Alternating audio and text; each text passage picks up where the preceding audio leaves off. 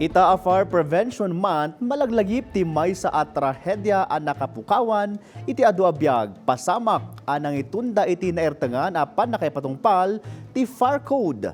Sa dino daytoy a lugar, wano sa dino ti nakapasamakan daytoy nga insidente, ada istorya ni Angel Kim Pengosro. Idi March 18, 1996, ti maysa kadagiti nakalkaldaang apasamak iti pakasaritaan ti Pilipinas. Nagbalin ti Ozone Disco iti Quezon City ang nalawag gapo iti uram ang nakatayan ti 162 at tao, kaduan naket agtutubo nga estudyante.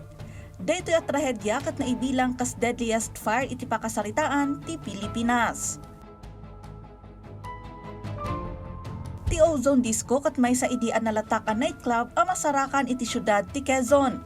Apagaamo gapo iti nabiyag ang musika ken lively crowd. Malum ti March 18, 1996, ginasot nga agtutubo, agraman dagiti high school ken college students ti adda iti uneg ti club, amang ramrambak iti rabii. Agarup alas 11 ti rabii, bimtak ti uram iti uneg ti disco.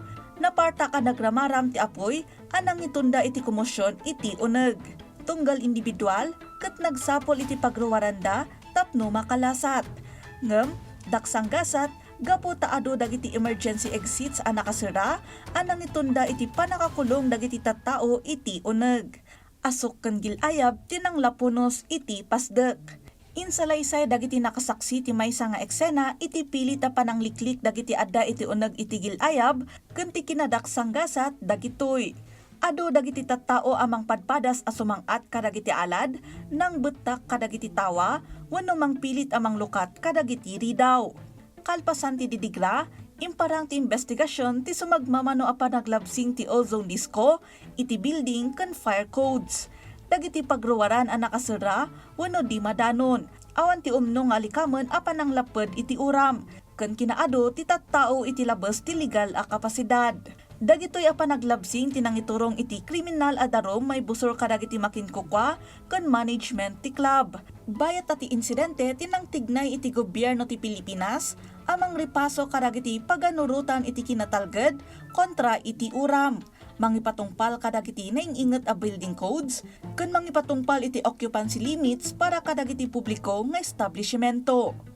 Ti uram iti Ozone Disco ket malaglagip kas may sa atrahedya anang itampok iti moderno ken napapigsa a sistema para iti kinatalged ti publiko ken panagsagana iti anyaman a didigra. Ita agserbi ti March 18 a palagip iti kinapateg ti panakaammo iti kinatalged ti uram. Nainget a panakaipatungpal ti building ken fire codes ken panagsagana para iti emerhensya para kadagiti napusek a publiko a lugar. Kanayon alaglagipen pasamak idi, adal ita, pagsarmingan, iti masakbayan. Angel Kim Pengosro.